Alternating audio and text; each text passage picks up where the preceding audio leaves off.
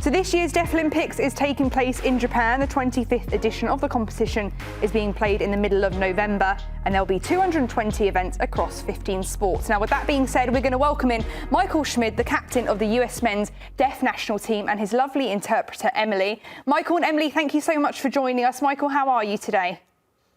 I'm doing great. It's been fantastic to be on here, so thank you for having me on. Let's kind of talk about your journey, because how do you go from kicking a soccer ball around a field to then being the longest reigning captain, longest reigning player on this US Deaf Men's National Team? It's a long journey. I started out back in 2014.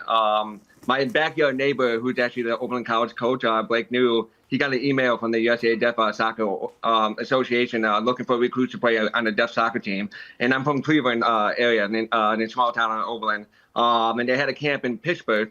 And so I was like, you know what? I'll try out. I mean, I never heard of the team, but it seemed interesting. They played for the USA squad. So I drove up there. I met some amazing veterans on the team, world friends, Chris Jones, Trip Neal. And it was such an amazing experience to play with deaf players. It was the first time I actually got to play with the deaf team, because I didn't know very many deaf soccer players out there. So ever since I joined that camp, they must have liked me enough to keep me on board. And it's been I guess the rest is history. And I've been on the team since then and scoring lots of big time goals. This would be my sixth tournament playing in the last 11 years I've been on the team. Oh, wow. Well, I don't know if they like you, but you must be good if you've been with the national team for this long, Michael. I hope I'm good enough. I mean, I've always been a big passion. I've always played with a lot of pride. I really want to represent the team to the best of my ability, my town, my community. And I think I can speak for every player on this team. When they join the USA team, they want to play for themselves, and we all love soccer. And so, like, in this journey, if you think about where I started, when they first found out I was deaf when I was 2 years old, I took special education classes all the way up until fourth grade, and I had to learn sign language and speak English. And I had speech therapy all the way through high school. And so, like, I'm one of those deaf players. Like, I had some challenges in my life, but the biggest thing that I could take away from this is I had great resources around me. My family's always supported me. I had amazing mentors and teachers and coaches who supported me along the journey. And they always made me believe that I can achieve everything I want to achieve, follow my passion. And soccer was always in the back of my mind. I mean, even my mom just told me the other day, it's always been a dream of mine to be on TV scoring a big goal. And so, like, for me to have that opportunity on Sunday, it was an amazing experience. Yeah, that's incredible. I mean, this story is amazing. You guys beat Germany for the first time ever. Pretty historic, Michael, the things that you guys are doing. I would imagine, like, not even in your wildest dreams, you probably thought you'd be here. Did you at any point think that soccer wasn't a possibility because of your handicap? I wouldn't say there was any point that soccer was never a possibility. I mean, I always loved soccer. The beauty of sports is there's always another game. At one point, I got cut my sophomore year in college. That's probably the biggest moment for me. And it's almost like similar to Michael Jordan experience right there. But I got cut, but then they called me back because the teammates loved me, and they said that there's no reason why I got cut. So I guess that would be like the biggest moment where like soccer could have been not on my path. But I never stopped believing in myself. I always played soccer. Even after college, I played amateur soccer. I got to play in the professional arena soccer league with Cleveland Freeze. And right now, I'm currently playing in a major arena soccer league with Samba in Division III. And then the USA Deaf Soccer, that's like the pinnacle of my journey. Like to be able to hit that in 2014 and just accomplish so many different things. Throughout their lifetime. In 2019, they won the gold medal with the team, first gold medal in USA Deaf history in the Pan Americans.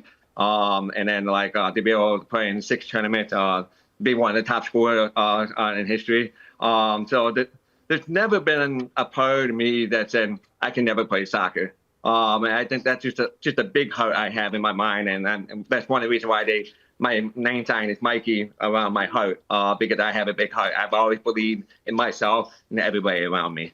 All power to you, man. That's absolutely incredible. How old are you, by the way? I'm 36 years old, so Nice. they often call me the dad of the group. I'm the dad of the group. I got 2 kids with me, so. Amazing. Listen, I'm super interested. Obviously, it might seem like an ignorant question to you, but for people who aren't deaf, can you kind of explain what are the challenges of playing a full-on soccer match being deaf? From what I understand, you guys need to take your hearing aids out during the game. So what is a deaf soccer game look like? When it comes to being deaf, I mean, yes, you are absolutely correct. We have to take out our hearing aids, but not everybody wears the hearing aids. We do have a few players who are completely deaf. Some players use hearing aids, but they're not able to understand it as well, so they need interpreters. And there's some of us who don't know sign language, but we've always been in the hearing world. So it can be a shock for many players on the team joining a deaf team, because this is the first time that we can't hear each other on the field. Everybody's on an even ground. And so the fact that you can't verbalize each other, it makes us, if you think through all the coaches in every sport, and they always tell us we have to use our eyes, we have to scan, we have to be aware of our surroundings. I think that the one special trait that deaf soccer players have is we have to be more aware of our surroundings, and we have to be able to communicate with our expressions, with sign language, with our emotions. And because without that, you can't play as a team. And I think that's one of the biggest things that the coaches have to deliver that message, that in order for us to get to the gold medal, to get to the top of the world, to go to Tokyo and win the big championship, we have to work together as a team. And so for deaf soccer, just because we can't use our voice, we can communicate with sign language and expressions. And the beautiful thing about soccer, though, it's a universal language. So even if you don't know sign language, some of the signs that you use in a soccer game is pretty common sense. I mean, like, you want a through ball, you want that ball through, you're pointing where you want that ball, or you're pointing to your feet where you want that ball. Right. We're saying check out shoulders. So if there's somebody behind us, we have to look behind us. So there's a lot of expressions and sign language that makes it quick. And once you do the sign, then you know the action behind it that we're being aware of. But no matter what, just because we're deaf, I think what people saw in Sunday's game, it doesn't change how we play the game of soccer.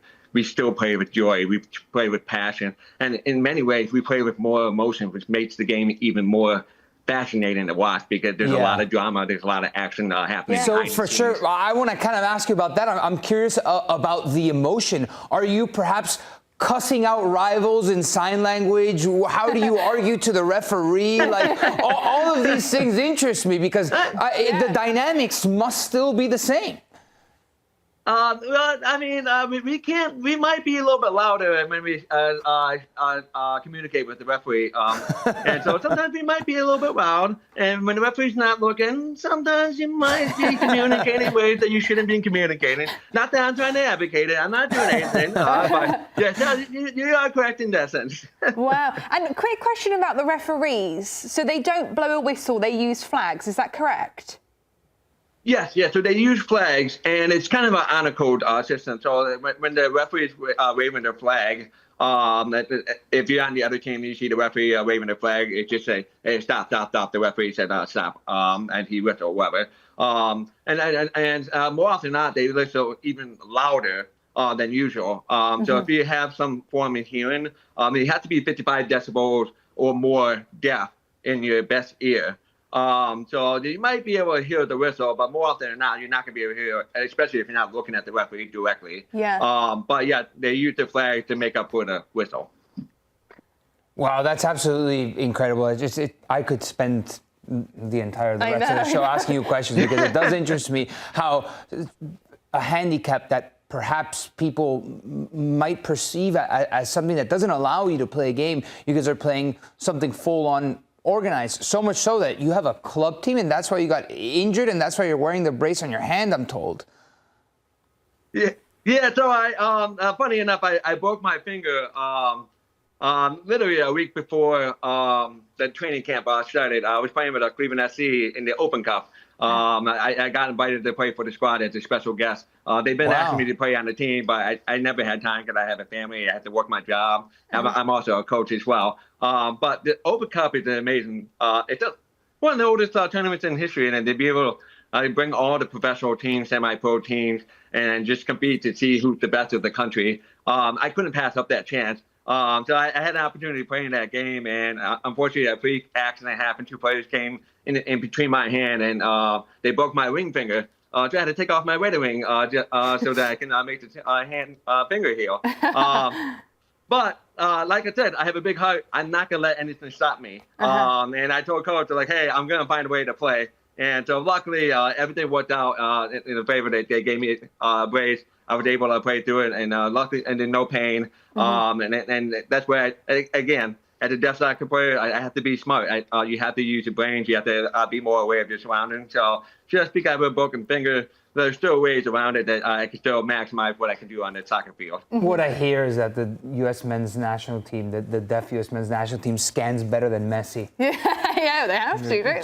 Sorry, Michael, whilst you're here, we're gonna get the most out of your knowledge with sign language, because I don't know any sign language, and I'm not sure if Nico knows any. We're going to be asking you some words to give us in sign language related to football, if that's okay. So the first one is, how do we say soccer in sign language?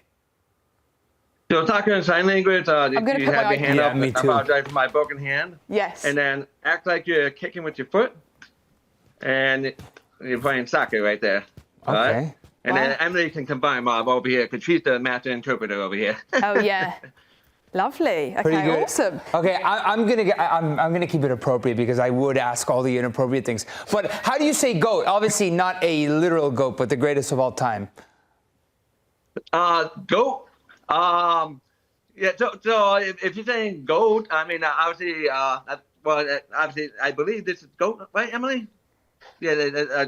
My apologies. So if you wanted to say Messi is the GOAT, how would you say that? Yeah. The greatest. How do you say greatest of all time? Yeah. So if I remember correctly, when you hold a G and you go great, right, Emily? Greatest of all time. I like that one. I like that one too. Okay, next one. Things you don't like to hear on the pitch. Red card. So you go red. Yeah. And then you got to express it, card, and then obviously you got to put your arm up really high. That's what you do as a referee. How's yellow card different? So this is red card. How do you say yellow? Yellow. You with the Y. This is the Y. Okay. And then you go yellow. And then card. Card. Lovely. Yes. All right. How about World Cup? So there's a World Cup. Oh, wow. And if you want, you know how people hold it up like a trophy. And again, sometimes it's an emotion. So you can go World Cup and like you're holding a trophy. World Cup. Nice. Okay, last one. We're going to allude to hopefully what the US will be in the Deaflympics. Champions. Champions. Yes. Well, I know I can spell out champions. The CHAMP. All right. And I'm going to have Emily show what it looks like to be a champion, because she's a champion herself. Yes, she is. So it's like. So I can't do it with my fingers. So you're going to hold it like this. So you get the three. Champions. Yeah. Champions. Close enough. Yes. Hopefully. We're probably signing so terribly. I know. Emily's probably like, these guys. You have to practice it. I mean, we have a lot of players who are still learning how to do sign language. Yeah. And then I can imagine. Even myself, I'm still learning. I'm not fluent in it yet. I can imagine as well with the hand brace, it doesn't help when you've got to do things like that and you can't even read it. Well, Michael, thank you so much for joining us. Thank you, right? At least I know that one. Thank you. Yes, thank you. And I just want to say, I want to thank U.S. Soccer for allowing us to be able to play on live TV. It's such an amazing journey. And then for folks who are going to create a warm-up shirt for Unity, They have a double header with the US women's national team. I got to meet Rose Lavelle. That was an awesome moment. And I just want to say that I can speak for the players.